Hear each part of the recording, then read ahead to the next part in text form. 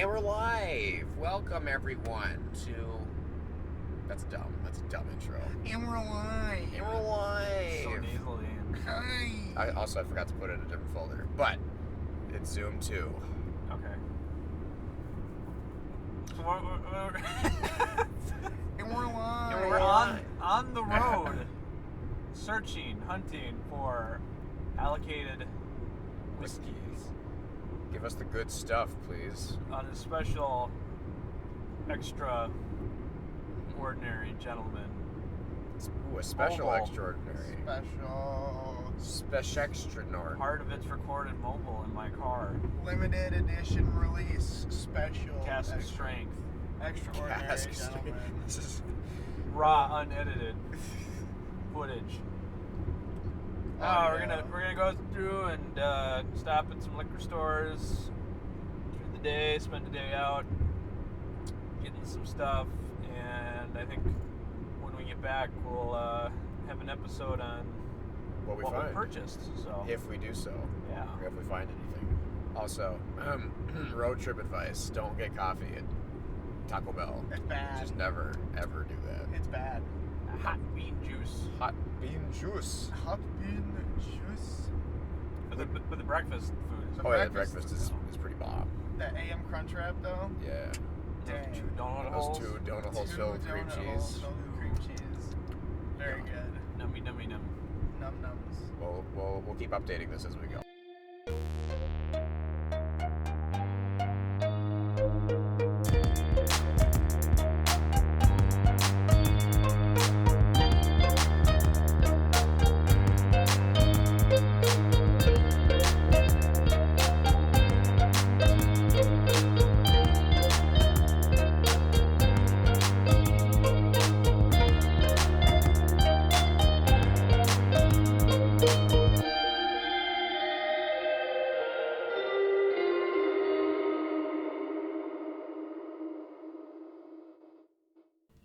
Welcome to another episode of the Extraordinary Gentleman. We are here again in our abode with We're in our the- whiskey, We're in the cave. the cave, the Dude Ranch. Dude Ranch. We have here multiple whiskeys that some consider to be probably really nice, hard to find stuffs. Wouldn't you agree, Carter? I would agree. Now, you'll notice that it's only Carter and I here today. As much as we regret, Zachary has fallen ill. Zach has fallen ill to the Not migraines. To the migraines, not to anything else that is currently in world news. Yes, unless it's a new virus. Oh my god. Who's to say? Well, so you probably heard us a little bit in the car earlier. We did a little bit of a trip out to Wisconsin. See if we could Washington. find any allocated whiskeys or anything interesting. And we're going to be kind of going over what we found, doing another tasting. We have had these when we have gotten back, so these aren't fresh cracks. So hopefully they've opened up a wee bit. Well, and Three of these are fresh for me. well, yeah, but they're not fresh cracks. Oh, they're not fresh cracks. Like they've no. been open. They've been sitting, yeah. Right, yeah. So hopefully they've had time to open up, and they won't be. I think some of these we'll discuss. I'm more had some interested strange tastes to it, but Yeah, we'll the see. first We'll ones. see what they've adapted themselves to be. So, all right, we're gonna start with our first one. Just get right into it. Carter, what is this one? So we got ourselves a Blood Oath Pact number 6, The 2020 release. 2020 release. So we got 49.3% alcohol. So I think this is finished in a Cognac. cognac. Okay. Yeah, that's what it says. It is finished in cognac.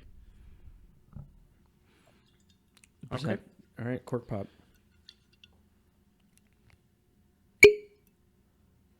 Ooh. Squeaky Squeaky. boy. Nice smell off the bottle. So this retails for about $100. If you're lucky enough to find yourself one, I think we found this one at Total Wine nearby. It's about 100. Yeah, it was about 100. You know, it comes in a nice little box. It's a nice oak box. So you grab my glass.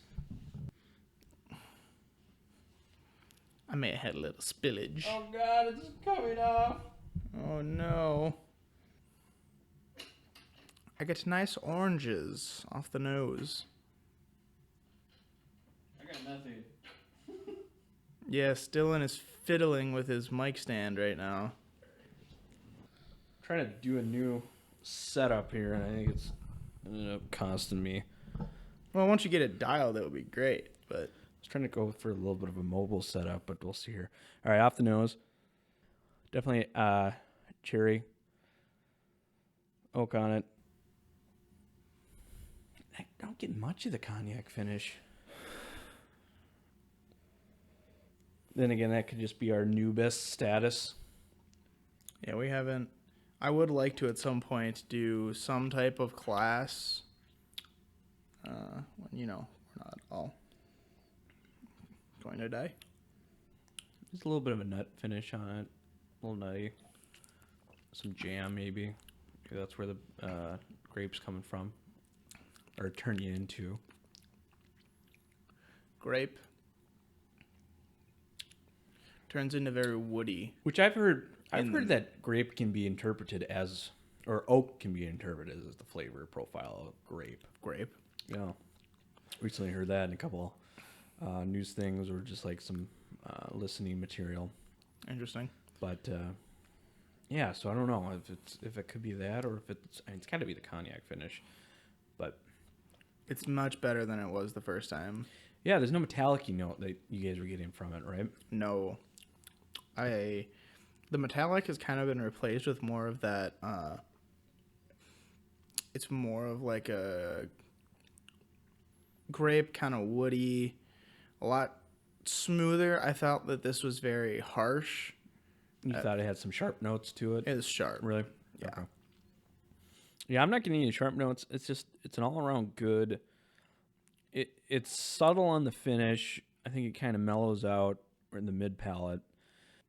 It's not as grapey or cognac-y as I would have felt that it would have been, or even the first taste. There is a main flavor I feel like it went missing from the first fresh open. I think it's that metallic flavor. Yeah, but I didn't necessarily interpret it too hard as a metallic flavor to it the first time. You guys definitely said it was metallic-y. I get hay. You get hay. Right on the tongue. And then kind of up towards the top of your mouth. A lot of hay. I should try to find a retail for this. Give you some pricing. But Let's see here. Oh, yeah, I forgot. I got a new phone. And how's that treating you? it's fine. So, okay, so the Blood Oath Pack 6 is a blend of 3 Kentucky straight bourbons made with traditional rye mash bill. There's a 14, an 8, and a 7 year. And then it's married together in cognac barrels. Interesting. So, yeah. So, yeah, I guess as far as what do you get? I mean, I don't really get any. I don't feel like there's much of the sweetness coming from the cognac. I mean, it tastes about like an 8-year-old product. You know, it doesn't taste like something's.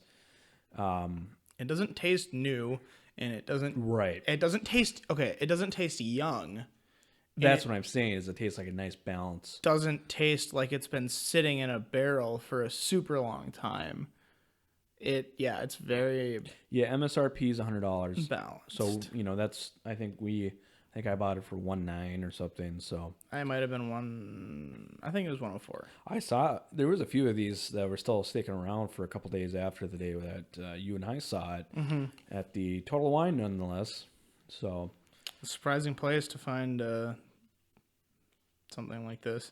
it was in a weird spot. It was in a weird spot, right on that end cap. That was very strange. Yep, it wasn't even in the main aisles in the bourbon section. So it was definitely something that we almost missed. I mean, that's also where I found that Henry McKenna bottle and bond too. It was on the Yep, end the Henry cap. McKenna, which the Henry McKennas we did find on that trip, but it is not in this episode because we reviewed it. Reviewed term used loosely, but it was in the bourbon trials, which we'll probably pick up the next episode. Hopefully. So that'll probably be finished out, and that one will be an interesting podcast that night. Mm-hmm. So, but man, I love the bottle on this, and the cork is So strange. it looks like an old fashioned bottle. It does. It looks like a bottle that you would find 40, 50 years ago or more. Right. Yeah. I just drank some water with it, and it opened it up to make like a weird metallic note. Might have come back actually. Gross. Drink some water and then go back to it real quick. Did you finish it all? Maybe. Taking more of my once it's gone whiskey. Yeah. Son of Just a little bit. Just a little bit. Just enough for a sip. But it's definitely, I'm going to add some water to it, I think. 2 drops of water. Swirl that around in my Norland glass. What else Carter drinks from this poor man's Glencairn pleb. Ooh, that really changed the nose on that. Did it? Oh, yeah. Rinse my mouth out. It made it not as harsh. Or maybe as my... Mine brought out more of an oaky note. Yeah, I seems can like, definitely smell the wood a lot more. on the taste.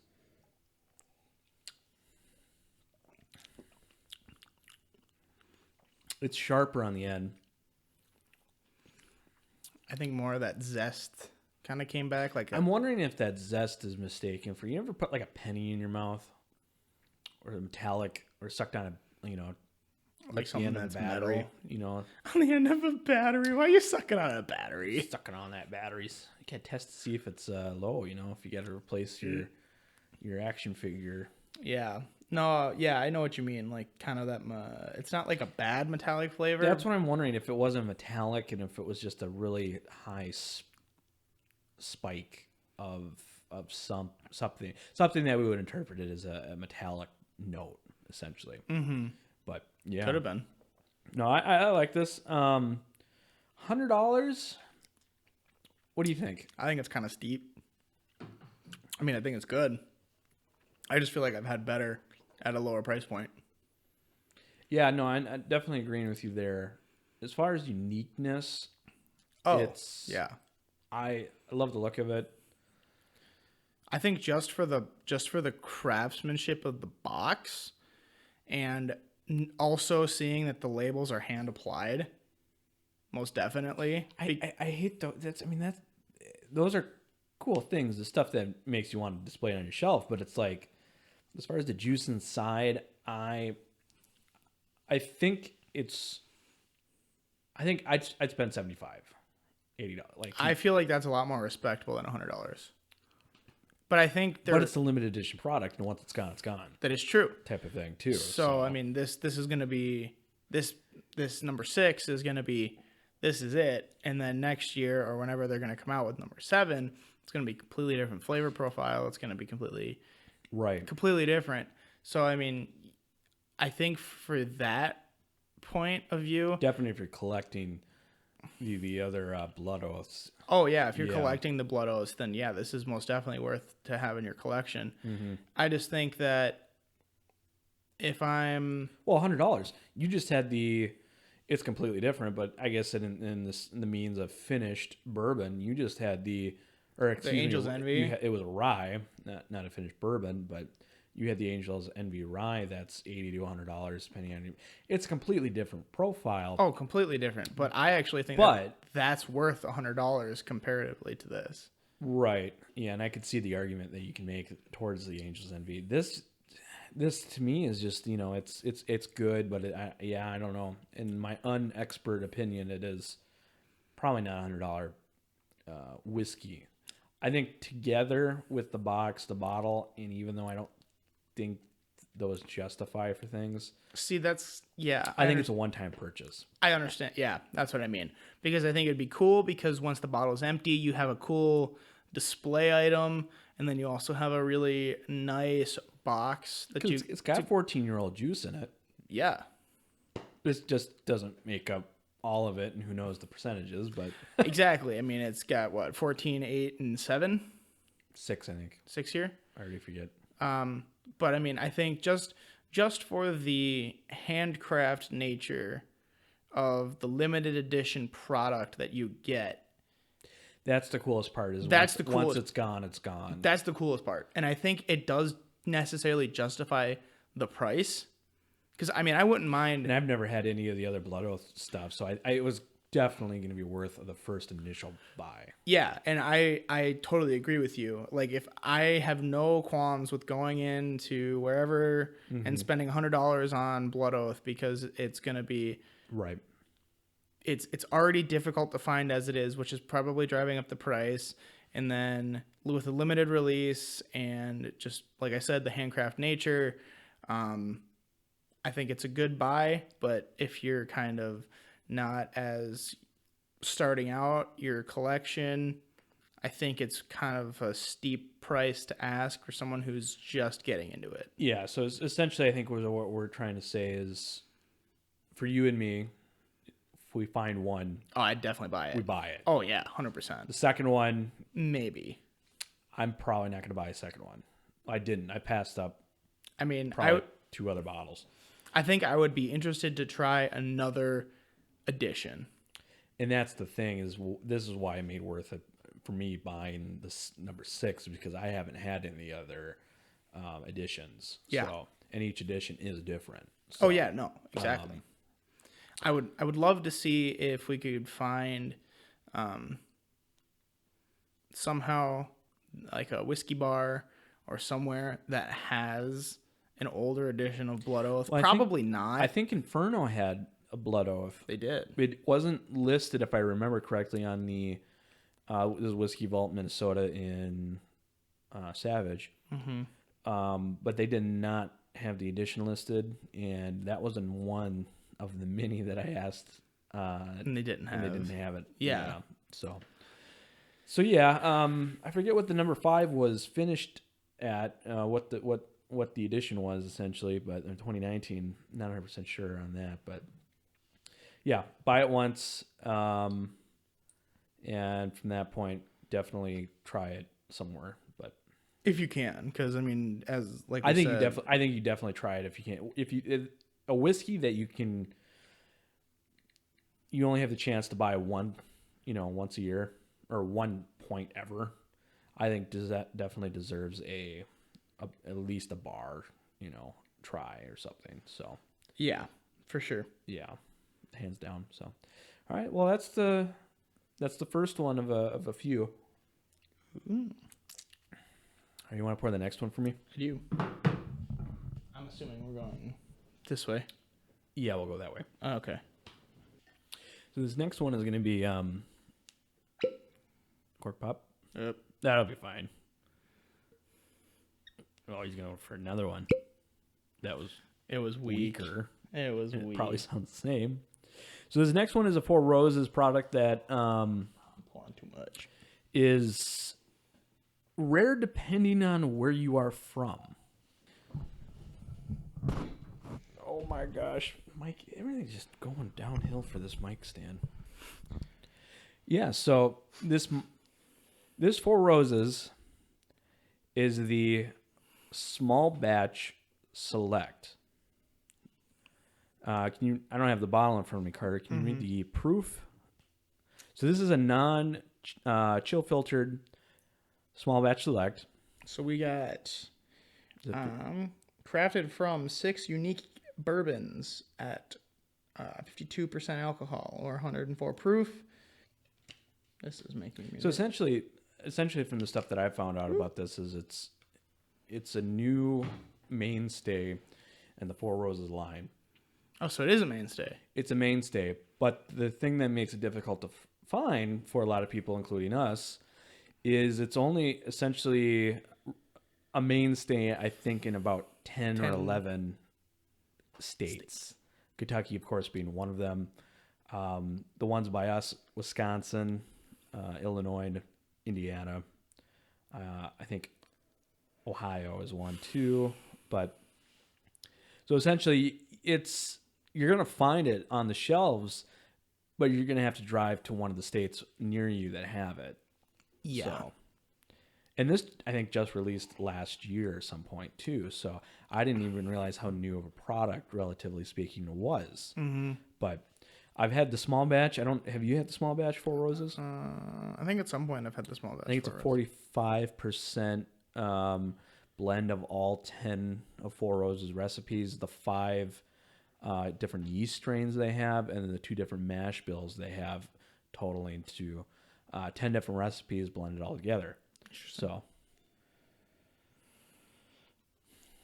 I'm having a hard time picking up on the noses today. But that's the thing, is like bourbon for me is I'm not exposed to many of them where I can pick out consistently different profiles off the nose, at least. I can pick out more off the nose of, I would say, rye and Scotch.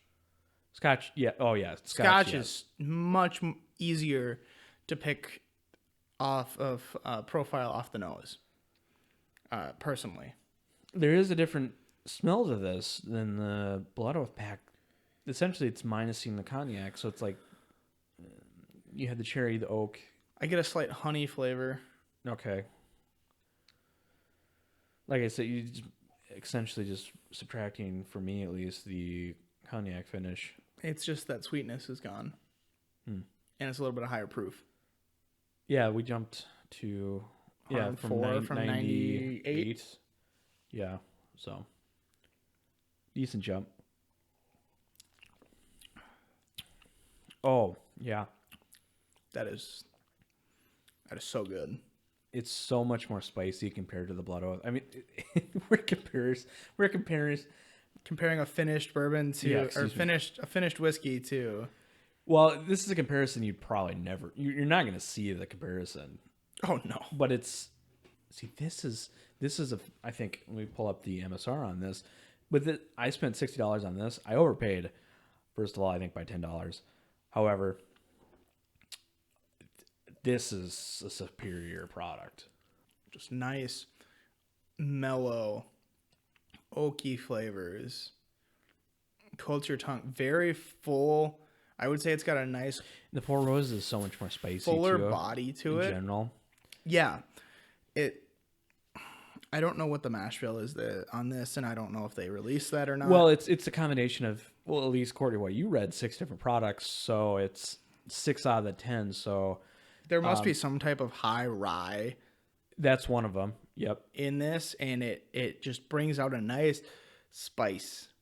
That too, but I think Four Roses too is a much more just overall spicier bourbon. Yeah. Too. So MSRP is $55. So you paid $5 Oh, more. the mash bill, Breaking Bourbon, it lists the mash bill on this is 75% corn, 20% rye, 5% malted barley, 60% corn, 35% rye, and 5% malted barley. So they're 2 different mash bills. 2 different mash bills So- that they blend to make about 50%-ish rye. So it is Right. So that we know for sure that those 2 mash bills are in there, and then whatever the other other amount are. the other amount is the yeast strains, which we don't know. But, No. But so that, I think, contributes to the nice spice. So this is the and I'm just reading this from the Breaking Bourbon. It's the first product released in the last 12 years From Four Roses? from Four Roses, which is probably, I don't know what that one would be, if it would be the single barrel. I bet it's a probably. single barrel. It's probably their last. That seems like they would be their newest. Probably. Not 100% sure on that though. Neither am I. But it's a blend of bourbon between 6 and 7 years. So, two different mash bills, like we know. 5 different yeast strains. It leaves a very nice. Oh, so the 6 blends are the OBSS. Oh my God! Well, it actually says it all on here. Oh, it does. It does. Oh, So we got the OBSV, the OBSK, OBSF, yep. the OESV, the OESK, and the OESF. And for each of those, for the OBSV, it's a delicate fruit, pear, apricot, spicy and creamy, which I definitely pick out the creaminess on the, if you let it sit in your mouth a little bit. This is so much better than the first time I opened this. And then you kind of, after you swallow, on your tongue, it's just a nice, almost buttery. I think just the oils coat your tongue, and it's a very nice. It doesn't leave my mouth dry No. at all. And then you've got. I was getting a little bit of that on the Blood Oath. And then you got rich in spiciness, full body, mint, fruity, spicy, full body. Mint, yeah. That was the OBSK and the OBSF. Isn't the brain amazing when you read tasting notes and you're like, oh yeah, I totally get that too. And then you got, the OESV, which is delicate fruit, fresh and creamy. And then you've got the OESK, which is spicy and full-bodied. Okay. And then you've got the OESF, which is minty, fruity, and full-bodied. So there's a lot of full body, and there's what are the 3 of them on here that are spicy. 4 Right. I have a that attribute to spiciness. which one's the minty one? So we got 2 ones that are minty, and that is the OESF and the OBSF. I have one of those. I forget which the description is on it, but I have a cask strength 4 roses in the other room too. It's a single barrel cask strength, so it's one of the 10. So that one's pretty interesting. Maybe we'll have to try that at some point. No, actually, no, maybe not, because we'll have that on the Bourbon Trials. Bourbon Trials of 100 proof and above. So. Ooh, baby, that's That's gonna be a good episode. I'm excited for that one. I just put some water in here. I had a little bit left, and I put a drop of water in. I think it brought out some of the mint, a little bit more of the spice.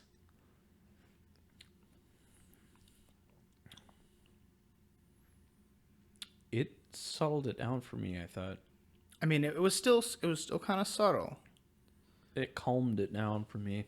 but I got decent amount of flavor. Oh But- no, the flavor's still there. It just it mild out the spikiness of it, and the spice. It blended the spice into more of the sweet and kind of hid that to me. So It kind of, yeah. that is, I mean, you can't even compare the small batch regular to that one. That one is just It's so much better. so much better. Oh yeah. I'm definitely gonna have to drive to Wisconsin again to get that. Yeah, I gotta find that's some out. more of that. That's so good. So, how's your day going? Anything you want to talk about in the meantime? I still got a decent pour. I know I poured you too much. I'm doing good. Did you find anything? When we went on our, I don't know. I can't speak today. I mean, I found that Hickory Hill, which I didn't really find, but Somebody pointed it out to you and he's like, "Hey, this is good." Yeah, we had a guy. Me and Dylan were we here still. Yeah, we were still in the state. We were at total. And at a Total Wine, and I think I was carrying the Blood Oath still. you might have been carrying the Master's Keep. I think I bought both at the same time. Did you buy both at the same time? I think so. Yeah. Okay. Well, basically, me and Dylan were at Total Wine, and we were approached by a gentleman, and he was like, "Do you guys want a good recommendation for whiskey?" And we were like, "Sure. What do you have in mind?" And he said, "Hickory Hill." And I've never tried yet. Still haven't tried it. You never brought it over. I never did. You And- selfish bastard. You mooch. I'm just kind of like, so I tried it. It's pretty decent for the price. I mean, you're paying $25. Was it 25? $25. Do you remember the alcohol content? I think it was only 40. Okay. It might have been a little bit higher, but I'm pretty sure it was only 40. Did you buy the one he was recommended, or he recommended you, or did you just buy a version of the Hickory Hill? I bought the cheapest version of the Hickory Hill So you might not have because I thought he was saying that there was a. because there was a Hickory Hill 12-year. He was saying the 12-year, wasn't he? He might have been. Okay. But that was still, we're talking about 12 years. It was only $45. That's still pretty good. Who makes Hickory Hill? I don't know. I'm gonna look that up. But basically, I bought the Hickory Hill. I was not disappointed. It was very good. Nice flavor profile. I can't remember exactly what the flavor profile Who was. makes Hickory Hill bourbon? But it was just a very nice, balanced. It wasn't, crazy. Gulf Coast Distillers. Never heard of them. Where are they out of? Gulf Coast. I don't know. Florida. Maybe. This guy only gave it a 3 out of 10 for the 12-year. Well, for the 12-year. For the normal one, I thought it was pretty good. At least for the price. Okay. 12 years, $50 a total wine, insane, depending on where you're at. $50. Okay. I thought I saw it for $45, which might have been, but Yeah, I mean, you might have been. I mean, we every state's gonna be different. yeah. I mean that the Yippee Ki that I bought was 64, and I was seeing on Reddit people were getting it for like 80 or 70. Whoa. So, I felt silly buying 2 bottles for like $140 or something after tax. And then these people are spending like almost These guys, $200. right? So the guy's like, yeah, some guys are spending close to $100 for one bottle. That's ridiculous. Which, by the way, they discontinued those. Mm-hmm. Did you ever end up picking one of those? No, I was never able to find one. For a total wine. Well, not able to find one, but I never actually went and picked one up. Maybe we should try that as like a midpoint or something on this episode. Well, I feel like we can get through this. Oh, we can definitely get through this. This will be easy. Are you kidding me? We've done bourbon trials. We're hardcore. Oh, we're hardcore. We did the Scotch Bourbon trials, trials, too. Bourbon trials. Ooh. I'm part of me is mad about the episode about the Scotch trials not panning out. That was kind of a bummer. That was fun. But think of all the other bourbon or the scotches that we now collected That's true. for the next That's Scotch true. trials. I can bring my Lafroig now. We can try the Wee Beastie. Yep, we got Ooh. Wee Beastie. That was another one we Another found new release that we got. that is now in Minnesota. It's pretty great. I mean, I thought the Wee Beastie was really What do you nice. think? Have you compared that to the 10-year yet? Of the Ardbeg? Yeah, the Ardbeg 5 compared to the 10. I have not. Okay. I have a almost empty bottle of the 10 that I didn't feel like it was a fair comparison, but I think the 5-year makes the 10 just taste like candy and really smooth out. I love the 5-year and I love the 10-year. I need to compare the 10-year and the 5-year when the 10-year is new. Is a new bottle. Yeah, see, I personally don't own a 10-year. Right. So. But it's like the 10 years. I was talking to Brooklyn, who's been on the episode before. That bottle was like $45 new. Mm-hmm. He was thinking it was like 60, 65. That is like one of the best deals. Scotch. Oh, yeah. Just so far. It's a 10-year-old product from Isla, $45. That's pretty great. It's amazing. I mean, I feel like if you were to get anything from like a how much was the Lafroig you bought? Lafroig? That's a non-age stated. Yeah, it is. Is it age The stated? Lafroig is age dated 10 years. Oh, excuse me. Never mind. Yeah, How much was the Lafroig? the Lafroig was at least $60. Was it? I think so. I think you overpaid for that. I might have overpaid a little bit. It might have been 55-ish. Okay. I don't remember exactly, but it was definitely. But I mean, Lagavulin 8, I think, is it's like $40. Yeah, exactly. So, But so it's Airbag 10. I like the Airbag 5, the Wee Beastie. I think I might prefer that in some aspects to the 10. I'm very happy that it's a mainstay So am I. to that, because I feel like for the price you can get a really nice Islay Scotch, and It's only like $5 less, but it's still really good.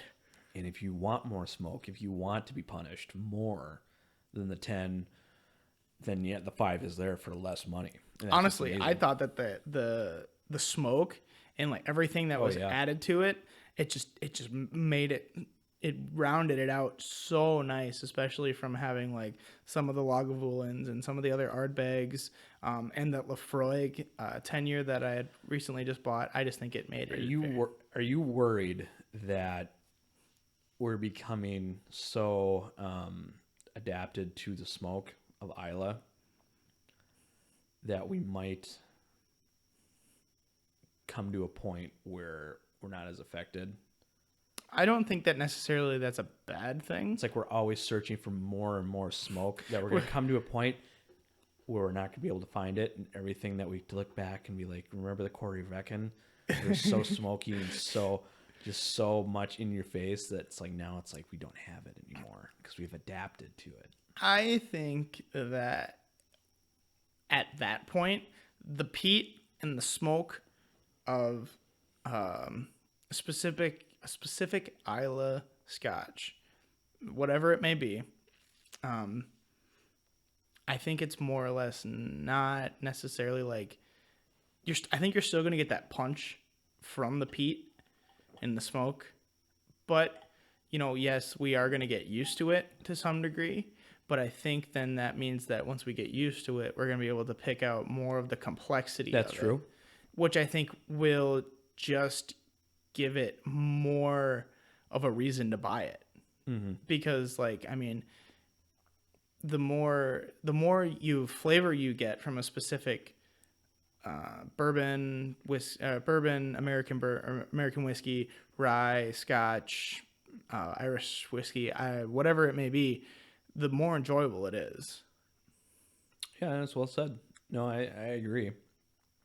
I just know I'm going to also miss the fact Just getting punched in the getting face. backhanded by the smoke and peat, and it's just like, oh man, It's kind of fun. Just like, you're just like, let the good times roll. your first sip and it's just like, boom. You're like, whoa, that's a lot of smoke right there. Catch me outside. It's kind of, It's just like, it just hits you real hard in the face. yeah, no, it's an amazing thing. I'm excited to try this next one. All right, I'm gonna slam this. I could go grab an infinity glass. No, I'm not gonna drive to Wisconsin to get this again. I know. This is the other one that we Found back in the state once we got back in Minnesota. I love this bottle. So cool. Oh, for sure. Bottle is amazing. The bottle is amazing. We've had the rye, not on the show, but we've had the rye before version. The cork doesn't help either because it's just ridiculous. You could kill 12 adults with that. You can maim a squirrel by throwing this at it. Name. Yes. You could hurt things. A squirrel. You could hurt things with this. It's So much blunt trauma could be enacted. So we have our small batch Peerless Kentucky Straight Bourbon. So we got 109 proof. So when we did our little road trip out to Wisconsin, we actually found this when we got back At an MGM. at an MGM in what was it, Woodbury? It was Woodbury. Yeah, By the Total Wine. by the Total Wine. So Which we found more Henry McKenna at the Total Wine. Yep. So we found Peerless Bourbon. We found Henry McKenna Bottle and Bond, and we went to the Lund's Yeah, the Byerly's Lund's Liquor Byerly Store. Liquor Store. I don't think- Pour me some of that, and then I got a theory that I'm about to throw at you. Okay. Well, Your cork. These this cork is why pops- we need Zach. Zach would be nailing the cork pops right now. I'm sorry. I'm so used to. I'm just okay. Cork pop. It's better. It's better. Still, you're gonna have to make up the rest of them. That's good. Thank you.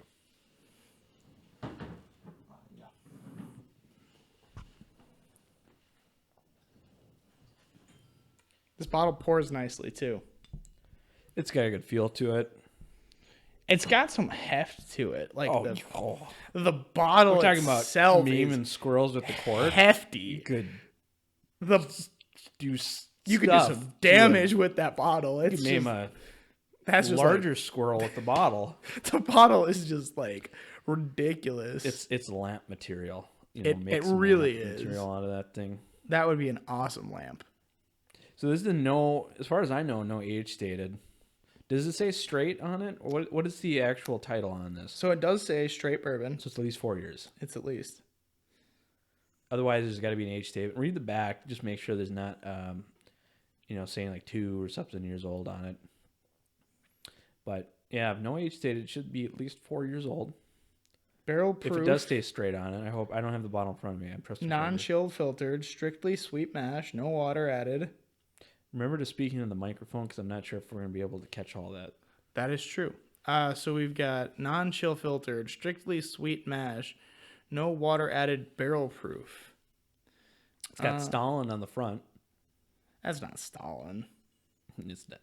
It just kind of. It does look like him. Yeah, there's no. Drink bourbon. It's good for health.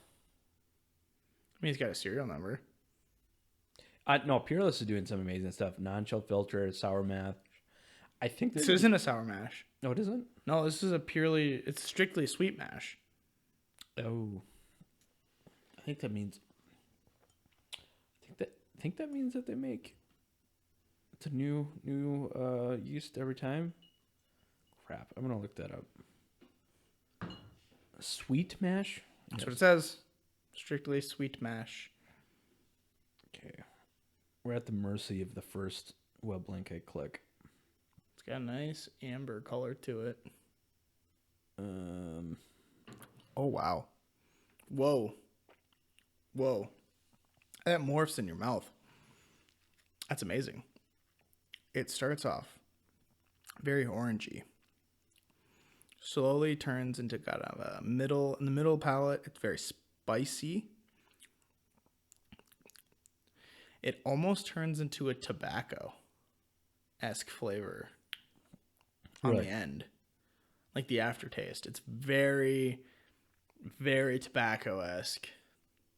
Wow. That is one heck of a... So it says that the sweet mash whiskey does not use any backset in the fermentation process. They cook their grains, add their yeast, and let it ferment.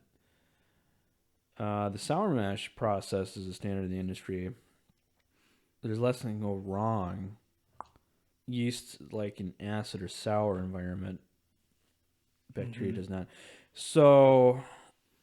Is it basically saying that the yeast can thrive better it sounds in a like sour that, mash than it can in a sweet mash?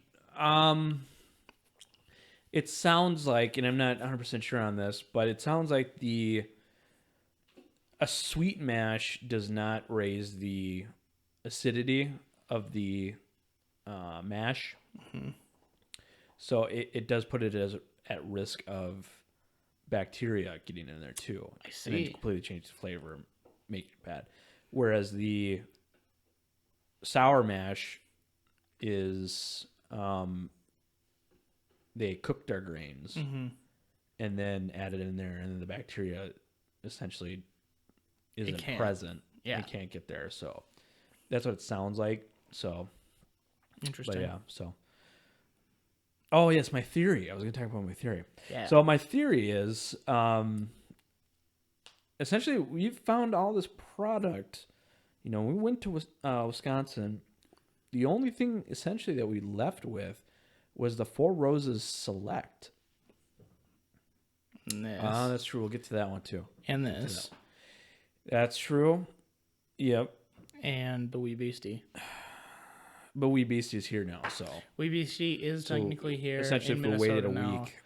If we would have waited, well, how long was it since we went? 2 weeks? 2-3 weeks? Today's a 2-week date. Okay, so yeah, if we would have waited 2 weeks, we would have had Wee Beastie here. No, because I was the total last week Okay, so when I then- bought Nick's gift Yep. and a 28-year-old Scotch from Isla that is sitting in the other room. Ooh, That Okay. especially saving. we're for- not opening that. Well, I'm saving that. I'm sure it'll be on the podcast at some point, but it is going to be reserved opening for a special occasion that maybe Hopefully, it happening. will happen soon. Oh, I think it's going to depend on the mood I'm in I see. on the 15th, essentially. Okay. But I think that's probably the most likely situation that's going to be opened at. Interesting. So That's not Nick's gift. no, That's no. something separate. Nick's gift. I'll tell you what Nick's gift is. I already know what Nick's gift is. So then- 'cause it's well- the Delmore. You got to play along with the podcast. The podcast doesn't know. Oh, I'm sorry, Gotta play podcast. along. No, it's a I went to the Total Wine a week ago, and we had some people chip in. You know, you're one of them. Chip in at maybe not as yet, but exactly. Still, oh, I got a Venmo notification. Weird. No, so we had some friends go in on purchasing a bottle, and what we picked up. You know, at first we were thinking about getting a Macallan 18 triple cask, and then decided against that, essentially. And we selected the Dollamore King Alexander III. Spent $280 on that. And that is sitting up in my room unopened, and that'll have to wait another month and a half until we can open that. So I'm a little TO'd about that. But Just a little bit. just a little bit. So these really nice whiskeys that I have in the house right now are unopened, and I have absolutely no idea what they taste like. But the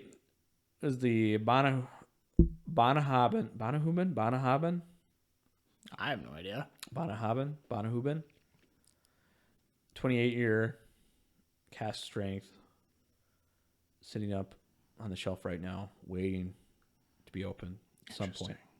But so that's what's up right Sure. now. But I still haven't got to my theory. I don't know how I haven't gotten to the theory yet. But so my theory is that we found all of these. This is where I got off track. We found all of these exclusive, the rare ones, I would say, in Minnesota. Specifically, either at a Total Wine or by a Total Wine. Mm-hmm. So my theory is that the other liquor stores that are by Total Wine know they have to compete. They have to be relevant. Mm-hmm. So they find ways to stock their shelves with rare whiskey bottles. So Makes the theory sense to me. is if you go where the Total Wine is, shop around, you'll find some good stuff. But We haven't really tried that theory yet. well, we've done it with I guess we did the do one that's close by, Mhm. the Total Wine that's close by. I guess we got found the a couple trifecta. things. We got the other London Byerly's Mhm. top 10, and then in Woodbury Total Wine we stopped at the MGM Yep. and the other Colburn's, not Colburn's, the London's Byerly's. So, well, I think we'll have to definitely test that. And then we also had Madison. We stopped in Madison, Wisconsin, and Yeah, at there the was Total Wine. nothing there. Well, we picked up the two bottles. They had the Wee Beastie and the other item we'll have down the line. This selection. So I mean, they did have that, and then the other Total Wine by us, they had Hibiki 12 that you and I saw. The what?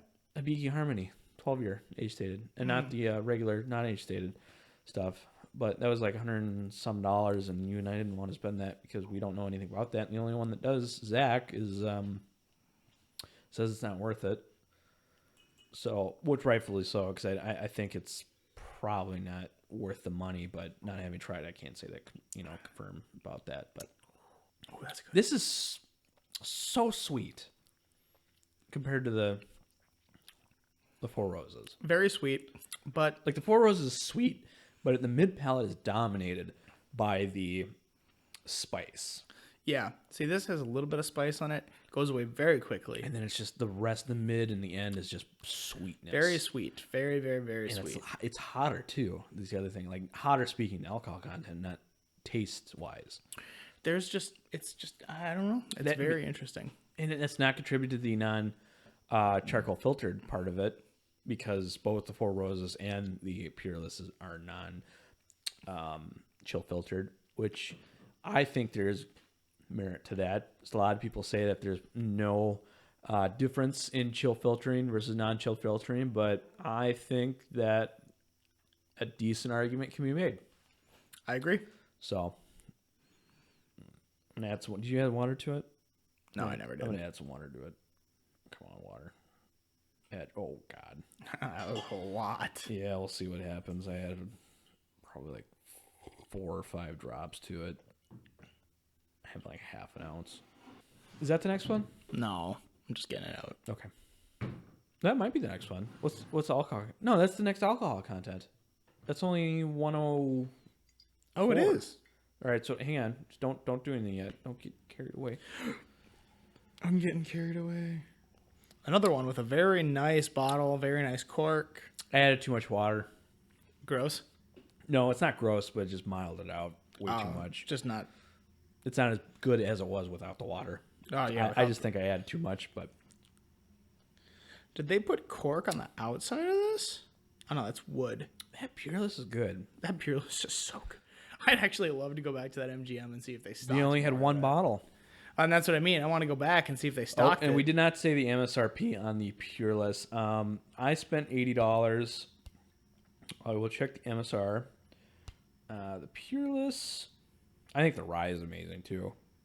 And they're doing some amazing stuff. Cask strength, The nice thing is single that barrel. with the rye, it's an you all can craft distillery. you can find it. So far, a Total Wine. So far, So and they far. have a select version too, which I have not tried. That's like $120 too. That might be worth a pickup. How much better could it get? I don't know. I mean, Of the bourbon or of the rye? no, the rye. I don't know. I've had the $80 rye, and that stuff's good. I think it can get a lot Do you think better. it can? Yeah. But is it worth the $45 jump? Yeah. I bet it could be. I don't know. I don't know. I've had some pretty stinking good rye. And I think if it's a Total Wine select pick, You're saying you trust Total Wine. I trust them enough to where they wouldn't It's a try. very bold statement. It is pretty bold, but I think I would trust them enough at least once. Carter's the guy that walks into the Total Wine, sees that Jeff employee at checkout, recommends the Jeff recommends this one bottle I've never heard of Evan before, Williams Black Label. and it's just like It's his favorite. trash. Yeah, exactly. Or it's like some local craft. It's like, this is my favorite, which it could honestly be. It could be. I'm not trying to knock the Jeffs of the Total Wine industries. I'm just saying everyone's got preferences. So the MSRP is $70. So I think $10 more, totally fine with that. The question is, do you spend another $70 to $80 on this bottle? Do I spend another $70 or $80 to pick up another bottle? Is once you're finished with this. 100%. Okay. 100%. This is so good. Interesting. This is like no bourbon I've ever had before. Yeah. It's so definitely unique. interesting. Yeah, I agree. All right. Put my glass on the table for you. Let's go. So, okay, here we go.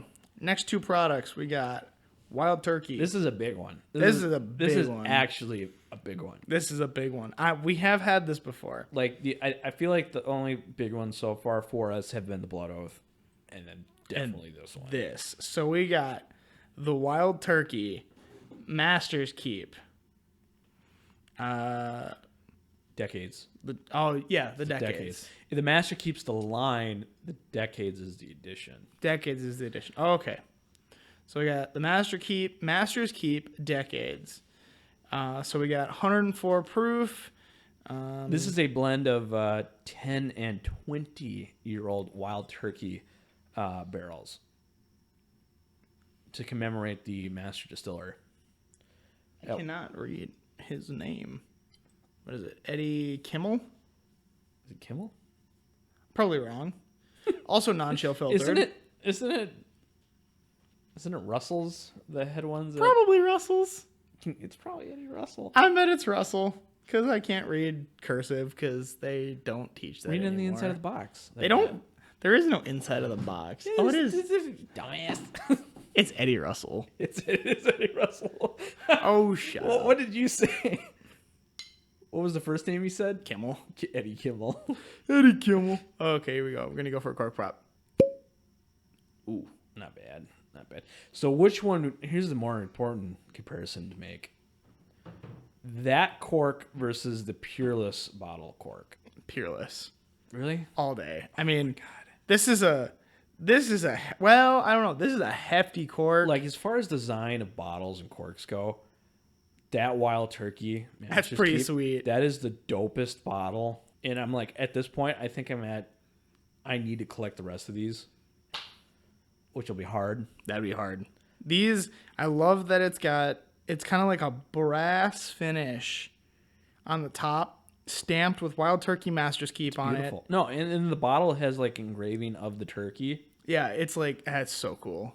It's a dope bottle. And it's fully metal with a band of wood around the middle of the cork. When you pour that, can you push my glass closer to me?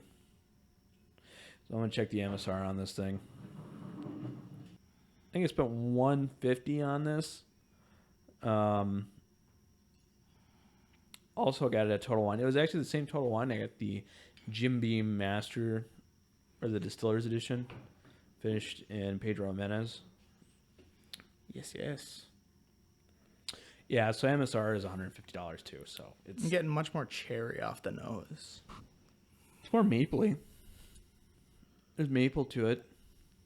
How would you say that? I do see the maple. After having the Angel's Envy Rye finished in rum casks. I have not had that, so I cannot say that ruined my palate, but I do get maple off of this. I'm not saying that it ruined it, because I drank a decent amount of water before. Tried to flush it out. But it definitely... It's a subtle maple. It's not compared to the Angel's Envy maple. No, that's like a bomb. That's like that's like you're standing in somewhere where they're producing maple syrup. Canada, I believe. Yeah, you're just standing in Canada. Just standing in Canada. You get off, you get on the other side of that border. You get handed a bottle of you get maple handed syrup. $1,000 and a bottle of maple syrup. Yep. Will they pay you for staying living in Canada? I think you're comparing. That's Alaska. You're thinking of the Simpsons episode or the movie. That's Alaska. It's like, welcome to Alaska. Here's $1,000 for allowing us to ravage nature. That's because they actually do pay you $1,000 to live in Alaska. Do they? Yeah. That's pretty dope. Want to move to Alaska? No. Think of the epic whiskey hunt we could go through on the way. You wouldn't be able to do anything. Take us 4 days to get to Alaska. It'd suck. Oh, it's just maple and oak. Smelling off of that. Maple syrup in a sauna that's not hot, but it just gets that smell of oak. This has one of probably the most pronounced noses out of these bourbons, I would say. I would definitely agree. It's the easiest to pick up. It's got to be that 20-year-old wood to it. It's got to be. Which is amazing. I would love a 20-year-old Wild Turkey. Oh, just the sweetness and the tanginess. Ooh, my mouth is dry. It makes my mouth a little dry. It's not as oily and viscous as the Peerless. I don't think it's as satisfying as the viscous, but I think it's as the Peerless. But I think where this one shines is the initial. Yeah. And the Peerless really picks up mid and finishing palate. This is the beginning and then loses itself and fades away in the mid palate and finishes kind of leaving your mouth a little bit dry. It doesn't have much on the end, at the finish or in the mid palate. But the flavors that it does have There's chocolate. in the front, You mean chocolate? Which I think, to me, the question is it, I taste Baker's chocolate. yeah, no, it's not. It's not creamy and sweet. No, It's bitter. it's A bitter chocolate. Which I'm thinking, would you get chocolate note while mixing cherry and oak? Because that's what it seems like. It's like a bitter chocolate. I do actually think you could get, because just from the nature of the charred barrels and the natural cherryness of some of the bourbons, I think that you could technically, they would blend well enough together, especially from that 20-year and 10-year. They would blend well enough together to make a Cohesive. chocolate taste. And it's like a heavy maraschino cherry. It's not like a candied. It's like the No, it's like- Luxardo Yeah. syrupy cherry mixed with like wood. Yep. And that's where I feel like the oak, like the chocolate bakers or the chocolate's coming from. Because I think about this and I'm like, oh, it's a blend of 10, 20-year-old product. I would love to know how much of the 20 years is used. But even so, I'm thinking 10 year and comparing it to 20 years, and I'm like, oh, it's only 10 years old. That makes a big difference. But I'm putting the 10 year in like the same comparison as like it's a 4 or 6-year-old product. Yeah. But it's 10 years old still. Mm-hmm. The youngest stuff in there. And then 20 years old on top of that. It's such a... Is it 10 to 20 years old? Or It's a is blend. It's got 10-year-old and 20-year-old stuff. But So it's 10 to 20 years old. So there could be something else Is in it? there. I thought it was a 10 and 20. It says 10 to 20. Oh, because I thought they were trying to... Okay. So it could be something in between. Well, I'm sure it's in between. I just thought that it was 10 and 20 years because I thought there was supposed to be like a 30-year anniversary of something to commemorate. So rather than putting a 30-year-old bourbon in and have it be $500,000, $2,000, Whatever, how much it's it just would like, be. well, it's got 10 and 20 to commemorate 30 years. Yeah. But that makes sense. Okay. So, yeah. So there's probably like some 15, 18, something. It's got to else be. mixed If in there. depending on what words they are using to describe it, for sure has other bourbons in there between the 10 and the 20 years age statement. But whatever it's got in it, it's phenomenal. It's good. It's definitely good. But it makes me appreciate how amazing that Peerless is for $70 to $80 For the price, I mean, you're going. We're comparing oranges to pears. Yeah. And then to grapes again, in sense of what we're Yeah. doing for bourbon. But it's interesting to know what your money can get and then compare it accordingly. And I mean, yes, you are getting a probably much different flavor profile because this is also. This is a luxury bottle. Yeah. No, there's no question about that. And I would probably definitely spend $150 on this. It's very good. Also non-chill filtered. I don't know if it doesn't say anything about what kind of mash it's made out of, if it's a sour or sweet, or depending on how they I'm not ferment. familiar enough with bourbon in general, but especially wild turkey to say any of that. I'm not familiar with their mash bills, but it's got to be sour mash. I mean, that's like the most common. Probably. But so you're saying that if you saw one at Total Wine, you're going to get your regular Whatever. bourbon, your daily drinker, and you saw this, you're going to drop down $150 I'd drop $150 on this. to pick this up. Oh yeah. I mean, I definitely wouldn't drink it every day. No. This is definitely special. Kind of like the Blood Oath. This is something that if I had guests over or someone from out of town and I was like, you have to try this. It's a special I think that's where I get collector's more of my bourbon. right. I think that's why I like some of this whiskey. Well, rephrase that. I think that's why I get some of this whiskey is to enjoy with others. Because I think on my own, if I was just going to buy this for myself, I could never justify buying this by myself. right? If I was only going to enjoy it by myself, Yeah. it's not worth the price. But I do agree with you. I think it's something that you pick up if you are into bourbon, into the collecting, into the story behind it, sharing it. And 'Cause that's what it's about. It's about joining, two aspects, two people together. exactly. And You bond over to one. enjoy over the bottle. 'Cause it's 25 ounces. It's like, what are you doing that you're going to drink it all by yourself? Oh, no. You're never going to drink all that. Well, people you can. Not it's obviously over a given amount of time. Yes. But how much more so would it be to enjoy this with multiple people? I think if you and a good friend, you sat down, you can enjoy yourselves over a nice glass of whiskey. And it's more than enjoying the alcohol.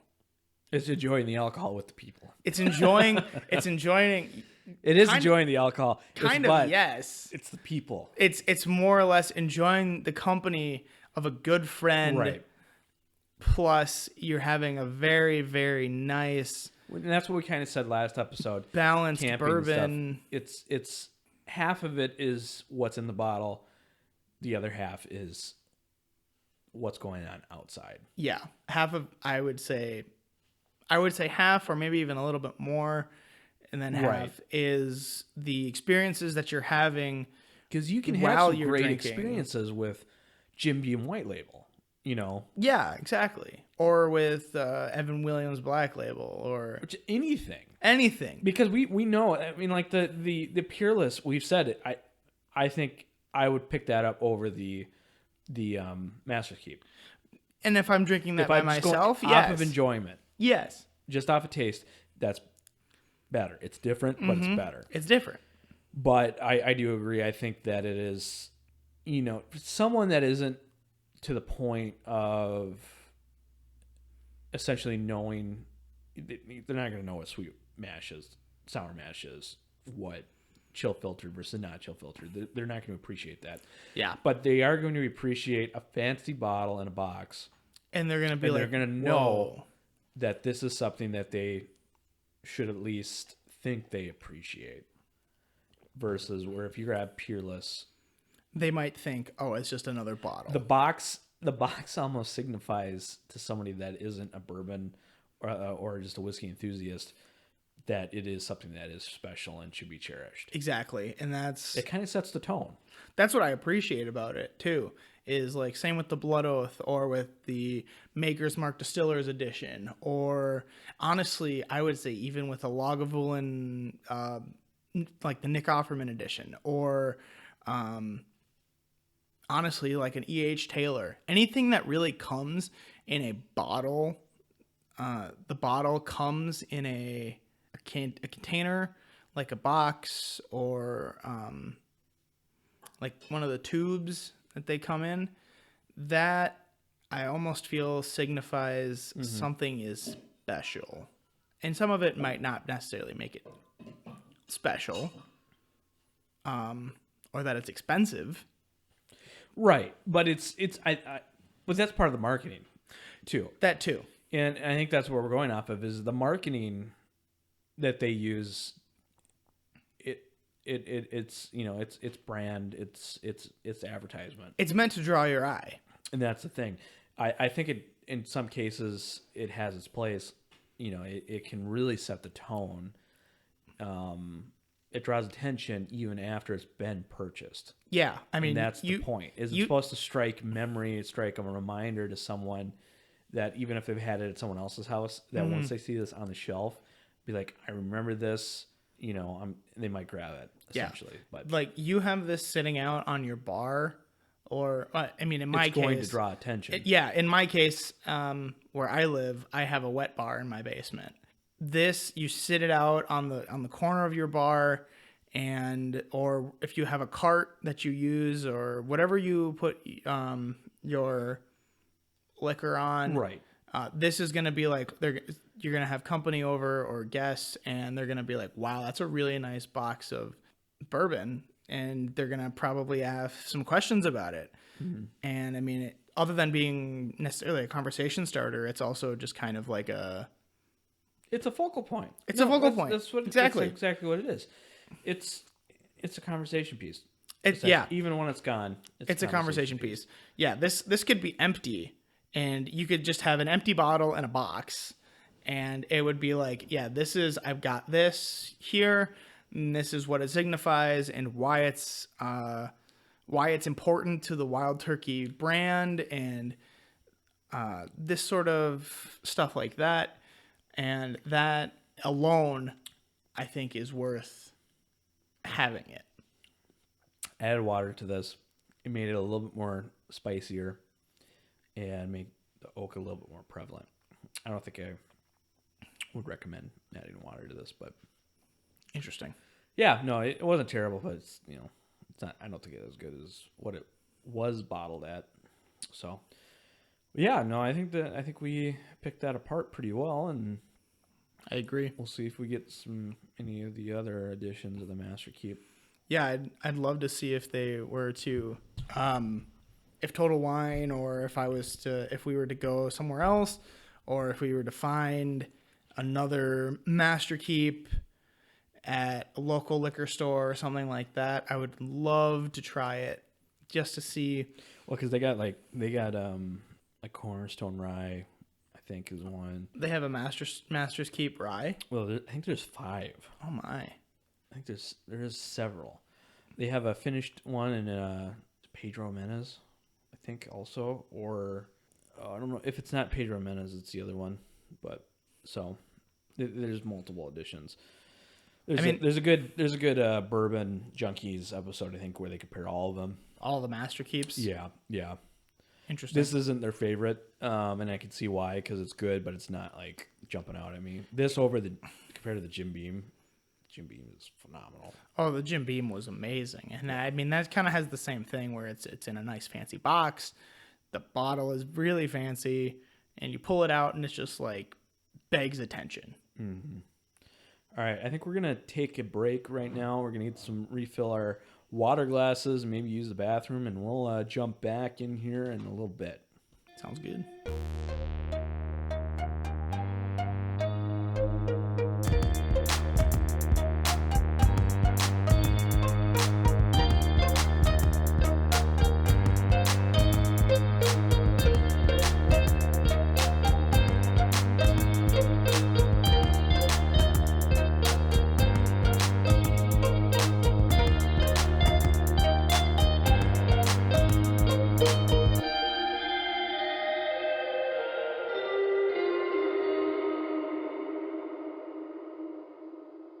And we're back from a break. Oh, it was a good water break. Good water break. And emptied our bladders, of course. Very good. So, all right, well, we're going to start with the second to last of the quote-unquote hard-to-find whiskeys. I'm excited about these two. So this one, hypothetically, should be easy to find at some point. At some point. At some point. Not right now, because we can't find it in our state. Have you not been able to find it yet? I haven't seen. I've seen the Wee Beastie come into the Total Wine, but Not this. not the Wild Turkey Rare Breed Rye.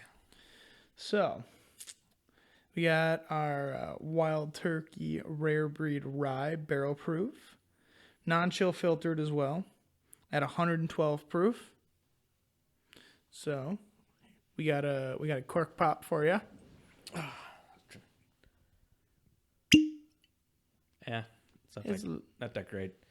It's a little squeaky. Nothing special. Push that one towards me, No. Captain. Oh my god.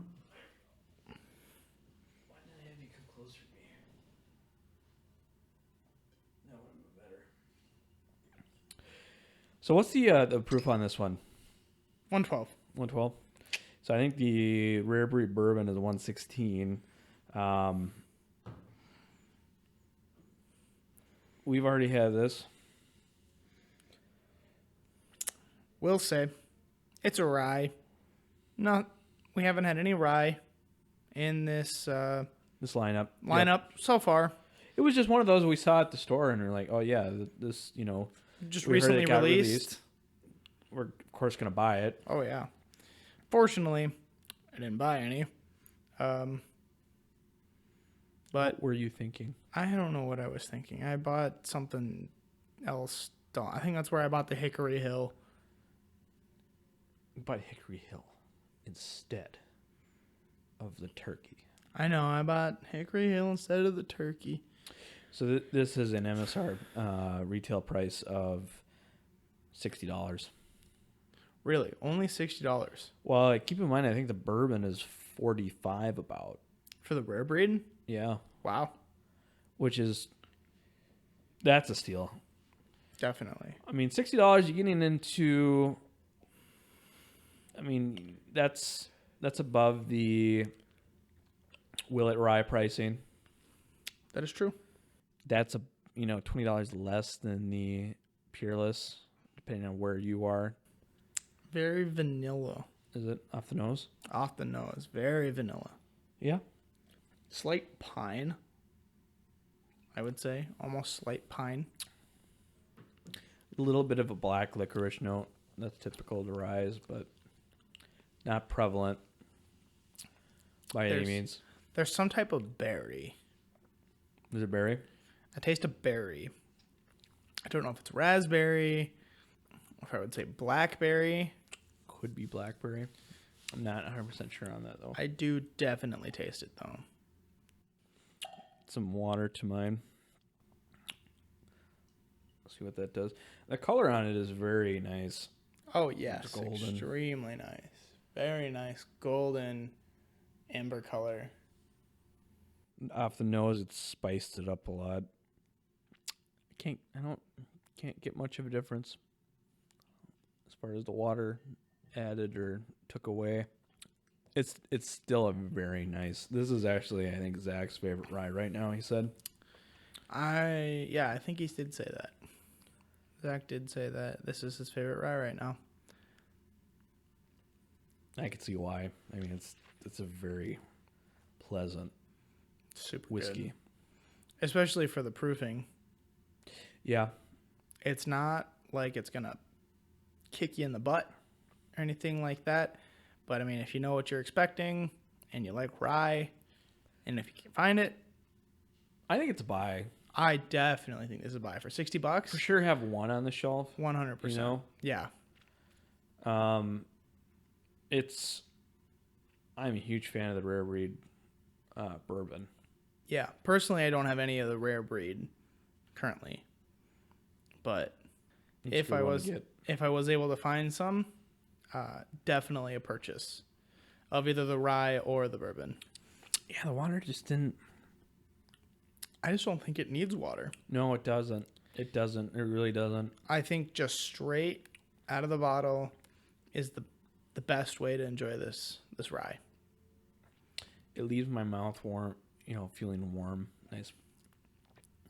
I love the mouthfeel. Yeah. It's a nice, It's a heavy, little numb. oily mouthfeel. Yeah.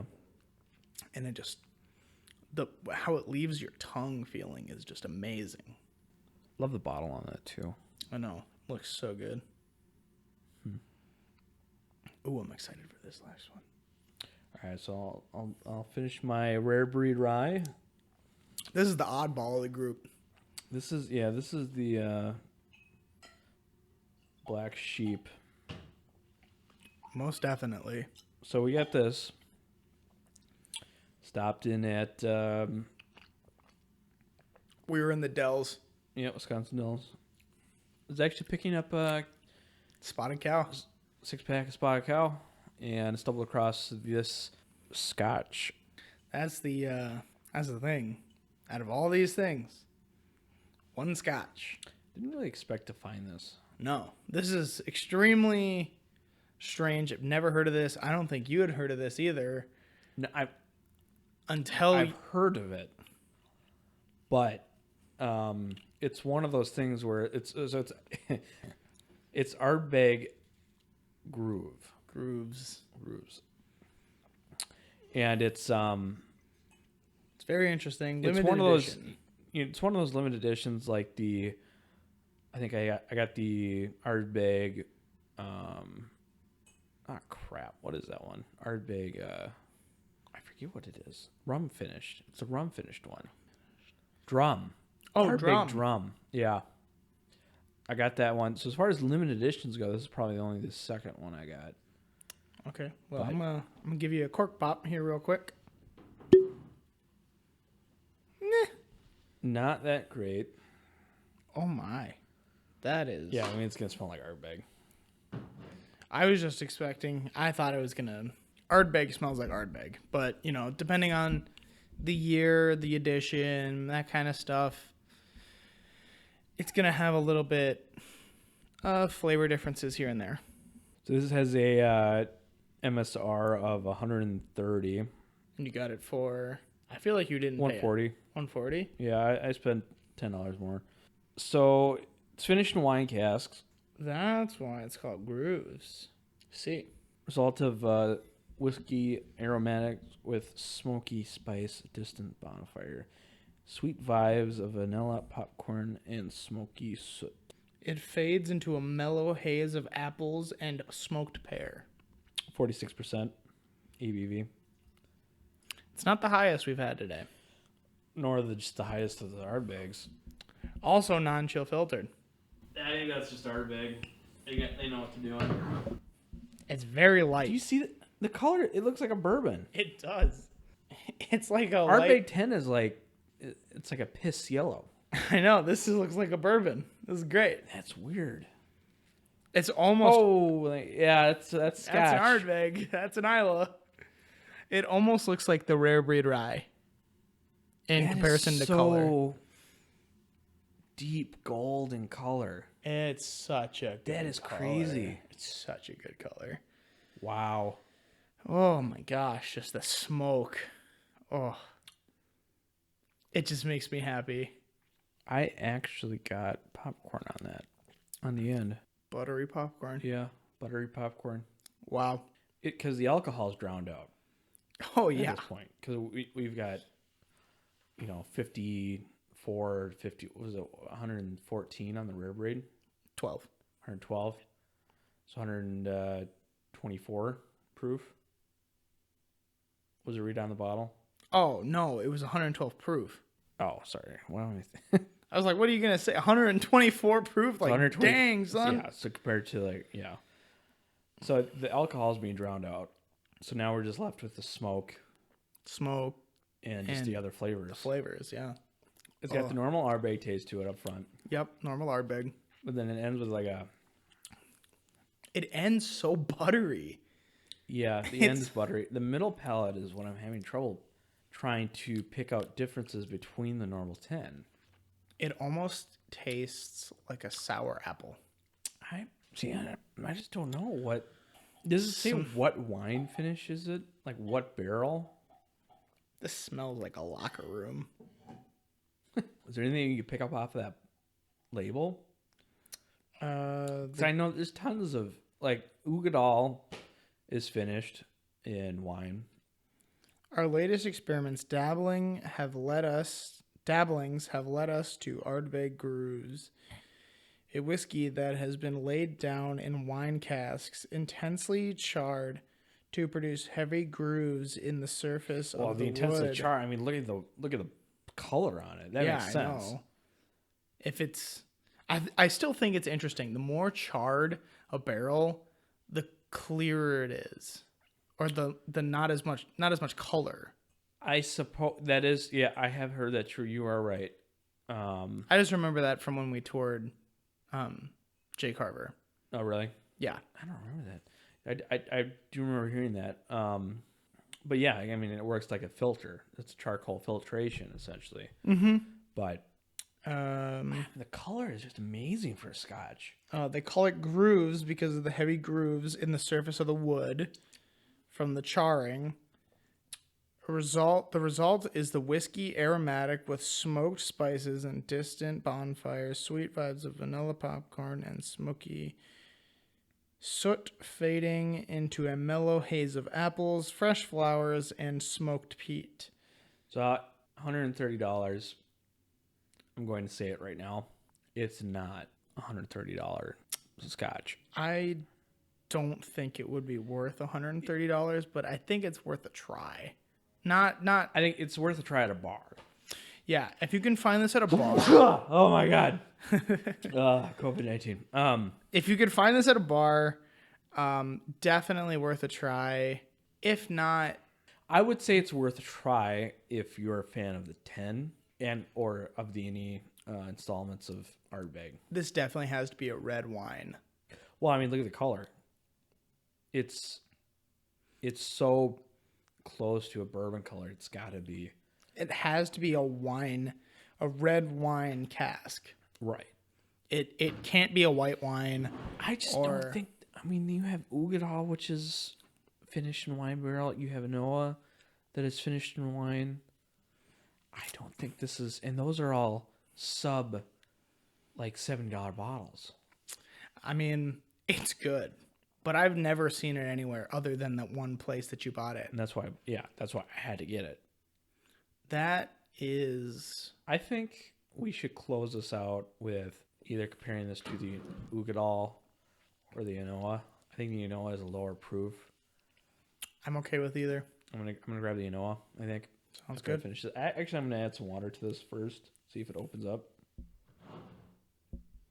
I do love the packaging on this, the branding on the label. Did you see the box on that? No. Total 70s. It's I mean, amazing. I do remember you pulling out the bottle.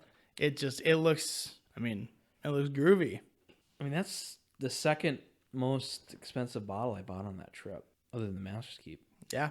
Oh, I'm a huge fan of the Ardbegs. That's why I just had to get it, but it is not worth the $130 I think if it unless was you're a collecting. $90 price point or I lower, don't think it is. Even at $90, I wouldn't rebuy it. really. No. Oh, see, I think I'd buy it again. No, if it was 60. Oh, I really like this. And to be honest, my palate is probably blown out by the other stuff we've tried, but I don't see it being a $90, even if it was a $90. I guess. I don't know. I really do enjoy this. It's just normal 10 with maybe a more subtle ending and a little bit of a nice mouthfeel with the buttery aspect of it, but it's not, yeah. Good for collectors, not for Not for mainstream someone. Scotch drinkers. I mean, if I was to find one, I'd buy it. Just because, Really? me and you are kind of in the same boat. We're kind of more. I like. But you've had it. You know what it's like. I understand, but I kind of like having the. Do you actually think the whiskey is worth the price, or are you buying it for the collecting? I'm buying it for the collecting. Okay, so you wouldn't recommend it. No, Right, okay. I think it's good. But it's not... I enjoy it. Right. It's But not. it's not $100 better than the 10. No, like knowing how the 10 tastes and the comparison to a peaty Scotch from this Ardbeg Grooves to the 10, it's too subtle of a sweetness that it gains to really make a difference. Okay. Personally, I would buy it because I enjoy the collection aspect and having something that's kind Right. of goofy And I can off understand the that. wall. Because I have bought things that I know haven't been worth it. I've been told it hasn't been worth it, and I've still purchased it Yeah. just for, maybe their taste is completely different from mine, and maybe I'll actually like it. Exactly. And then it turns out, no, the review is completely accurate. So, And I think that might be a gamble you have to take at some point. think of all the other scotches you can buy it for. You could buy a 12-year-old cask strength Lagavulin. I'd rather have the Lagavulin over this. Exactly. Or I honestly, I'd rather drink my Lafroig other than this. I'd rather drink the Lafroig 10. So then why are you buying it? Like I said, it's the collection. But you get a 12-year-old cask strength Lagavulin. I understand that, but I mean, it's like I mean, I'd probably buy the Lagavulin over this. But if I had a choice between the Ardbeg Grooves and the Lagavulin 12 cask strength, I'd buy the Lagavulin 12 just because of the sheer fact that it's better. Okay. Like I said, the collection aspect. If I already had a Log 12 cask strength, or if I had an Ardbeg 10-year, or if I had like Ardbeg Lore, or not Ardbeg Lore, Lafroig Lore, or if I had any of the other Ardbegs, or So you're okay. Like we established, you're collecting. it's more of a collection thing. But it's not. It's a priority only if it's the last bottle, not as far as if you're tasting stuff and you're looking for an actually good Scotch, best bang for the buck. This is not it. This is not it. No, not even close. Like you could easily pick up the same satisfaction off the 10-year. Most definitely, you could easily pick up a Scotch that's half the price, or maybe even 3 times less the price. That would give you just as much satisfaction in the smoke and the flavor of it than picking up the Ardbeg Grooves. Yep. Because I'm gonna go pick up the, I think, Anoa. Okay. Whatever the lowest is. It's so good. Yeah, I think people underestimate the smoke of Scotch, because I recently was camping with a couple friends. That's really all we can do here in Minnesota. You can't really go to bars, or you can't really go to. I mean, you can go to restaurants and stuff like that, but it's more or less being safe. And I brought my Lafroig 10 with me, and I had a friend. He poured himself probably 1.5 ounces of the Lafroig 10, and he had 1 sip, and he was like, "Oh yeah, this first sip is really, really good." And he took another sip, and he was like, "This is way too smoky." And I think that the smoke is lost on some people almost. Just the flavor profile of an Islay Scotch is lost on some people. I miss part of that, but yes. I was saying how when I was up north camping. Oh yeah. That I brought my Lafroig 10. Okay. And I had one of the guys that I was with tried it. He said that the first sip was really good, and you know how like a smoky Scotch, it kind of gives you that. It goes everywhere. It goes everywhere. I wouldn't call it a Kentucky Hug like if you were to drink like a 130 proof. Like Dylan bought me a 130 proof Elijah Craig. Like right. that gives you a Kentucky Hug like no one's business, because that's just high proof. It's still really gives good. You a Kentucky Hug like it's your uncle's business. Yeah, no kidding. But the Lafroig, I'm pretty sure, it's like low 40s, and it's more or less the smoke that kind of kicks you in the butt a little bit. And he tried it. He said the first sip was really good. Okay. But he went back and he had another sip, and he said, "Ooh, I don't like this anymore. That it was too smoky, and it just wasn't good." Because usually the first sip is the smokiness, and the second sip you should be more attuned to it. Right, attuned to handling that. And I thought it was interesting because he had a sip of it, and he was like, "Oh, this is pretty good." You know, it kind of has that the smoke, but then it also kind of gives you that burn in your chest a little bit. Uh-huh. And he was like, I just don't like that.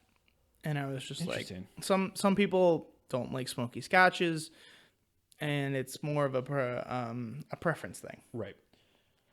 All right. So I brought both of them just because I wanted to read the descriptions off the back.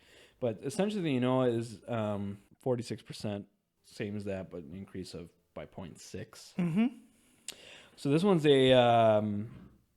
it's Ardbeg, but married in Richard Oak with Pedro Menez sherry first fill bourbon. So it's a collaboration of sherry casks, ex-bourbon barrels. Interesting. Whereas the Ugadal, And that was the Anoa. that was the Enoa. The Ugadal is it says marrying together traditional deep smoky notes with the the sweet raisiny notes of ex-cherry. So it doesn't specify anything about ex-bourbon. It doesn't. It doesn't. Not like the Anoa does. The Enoa does. So without actually knowing more, that's the only difference I can tell.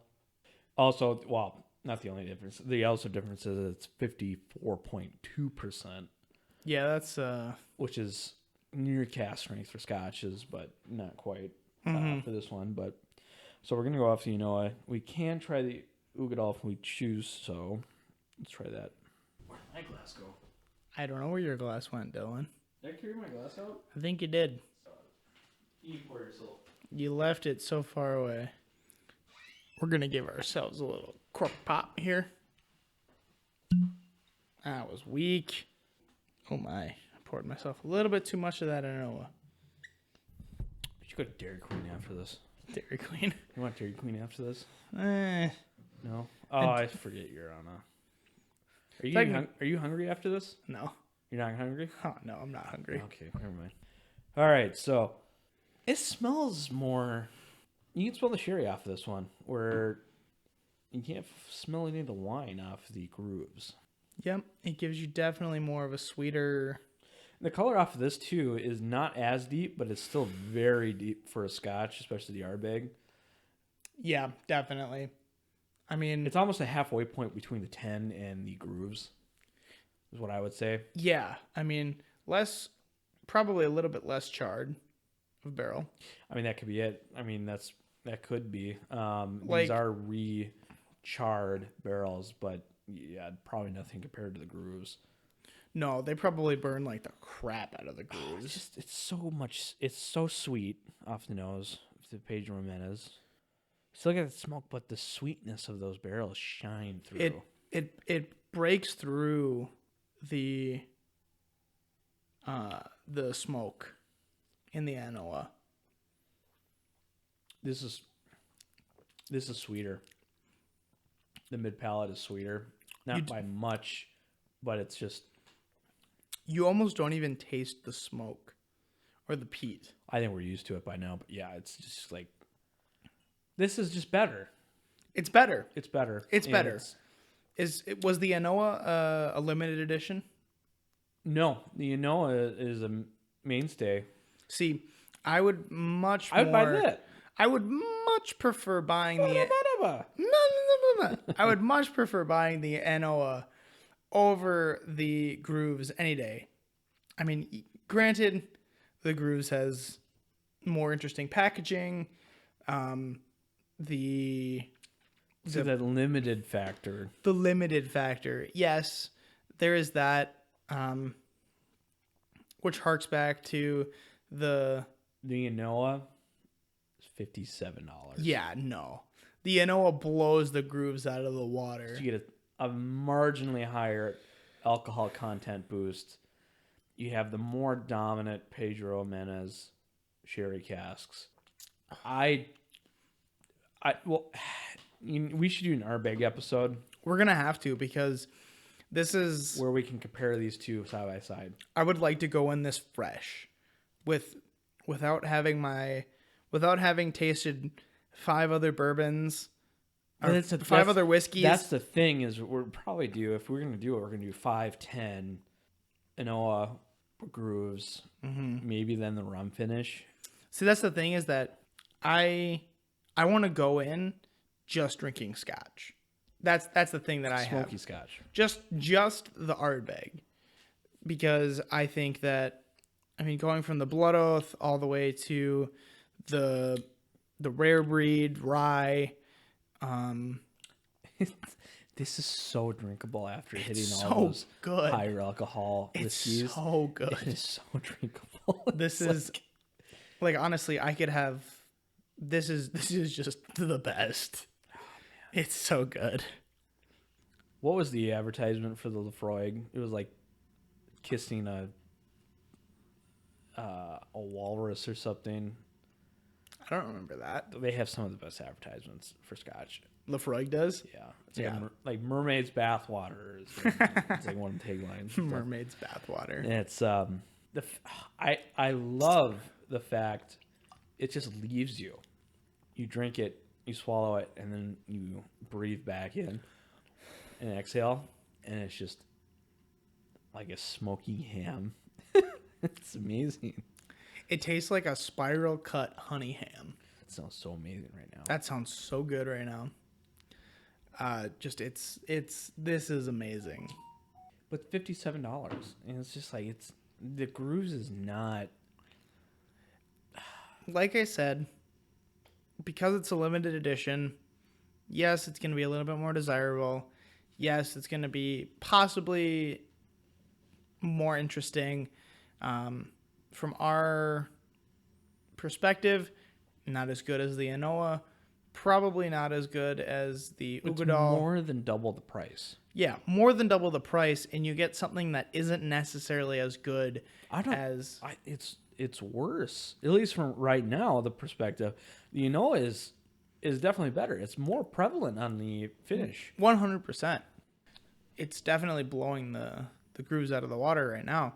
But I mean, for what you have in the Ardbeg lineup, that's sub Ardbeg has $80.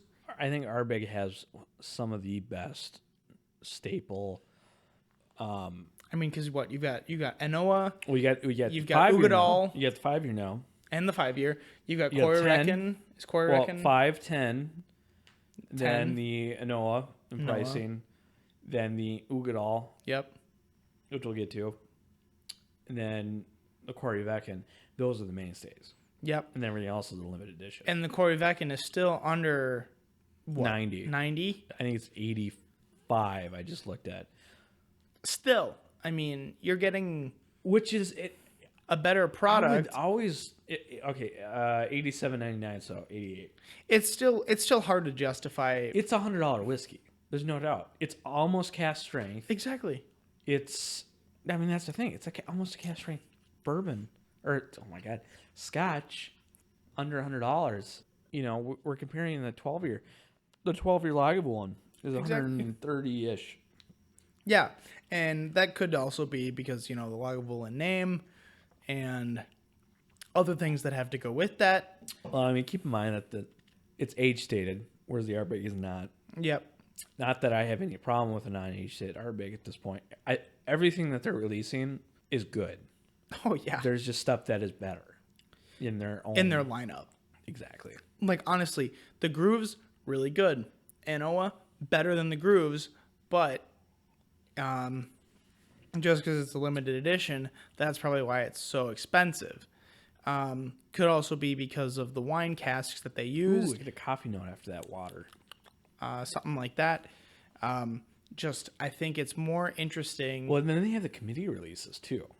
for the Ardbeg. So essentially, they release committee releases, and then after the committee releases, which might be a different alcohol content, they'll release a limited edition that is more widely available, which is essentially at first for sure where the Corey Vacuum came from. At least it was a committee release, then it was made into a mainstream Ardbeg.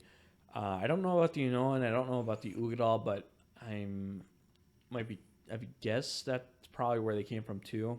But that's where the drum grooves have come from. It was their committee releases then made into other ones. There's also like Supernova that I've been trying to find, and Black. Supernova. Never heard of that. Oh, it's like $200, but it's apparently amazing. But if you see, and I'm telling this Carter, but this is also for the viewers too. If you see an Ardbeg that's a limited edition, You might as well as buy much as it contradicts what we just said about the grooves, buy it. Because that's where I'm at right now. It's just the chance of it being amazing is pretty high. That's the thing, is that Ardbeg as a distillery, really no matter what, the Grooves, yes, it's highly priced, doesn't change the fact that it's still really good. But it could have been the best. Could have been best. Could have been the best. That's a chance. We could have paid $130 and it could have been the best Islay Scotch we've ever had. But that's the chance you take. And personally, it's worth it. All right, I'm going to do the last cork pop. An Ardbeg Ugadal. Nice hollow drone from Old Ard. That's good. No, you're good. Huh. Pouring that one's so good. Yeah, you poured that one over my phone. And then you spilled all of the Ugadal. Suckle my Ugadal. You did not suckle on the Ugadal. It smells like a different type of smoke. Like, not like... It's not like... It doesn't have the same sherry finish kind of sweetness. What is it? You know where it's like you're grilling and... It kind of tastes like the fat While burning. you're using you're using like propane, but it's... You get... Every once in a while you get the smell of like you're grilling something and whatever is dripping down on the burners is burning. Yep. Where this one smells like you're burning charcoal. It does. That's what that is. Like that type of different smoke. It's like a charcoal, but it's like after you had put like either a really marbled steak. Yeah, you're burning stuff, but it's the Or- charcoal burning what has fallen down. Yeah. Whereas the other one's like a propane. Yeah, it's like a marbled steak. That's the fat of the steak is kind of coming down and dripping off, or a burger. Look at the color on that thing. I know it's. Is that that might be darker than the Anoa? It might be. I think. I think it is. I think it is. I think it's slightly lighter. So oh my god, the pricing on the Ugadal, $73. Slight more alcohol burn. It's still drowned out by the other stuff though. I do think it is drowned out. I haven't got any different finishing. Tastes more like, when you accidentally walk through a campfire. No. And you kind of What did you say? not walk through, but The you smoke. The smoke. Okay. When the smoke wafts towards you when you have a bonfire, and you slightly inhale it, you kind of get that like, it's a smoky flavor. That's more what this tastes like. It tastes more like a bonfire. More so than the Anoa? Yes. Much more than the Anoa. So, if the Ugadal is walking through the smoke of a campfire, what would you compare the Anoa then? The Anoa is more of you're sitting by a campfire, but you're not directly in the smoke, but you're also eating an apple. So it's fruitier? It's a little bit more fruitier. It's got more of a sweet, interesting finish to it.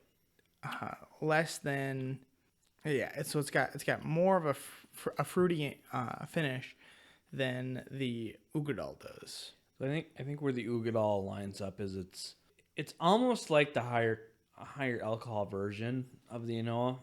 Yeah. It seems like it's a little bit less sweet. But for the most part, most of it seems about 80% the same.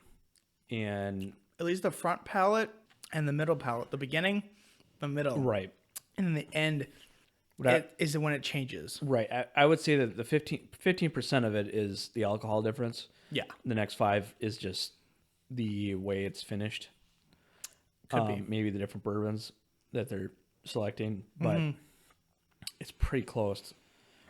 Like I said, I agree. I think we kind of ruined our balance on this, but We probably blew them out a little bit, but it tastes like, it honestly tastes like a really good rack of ribs.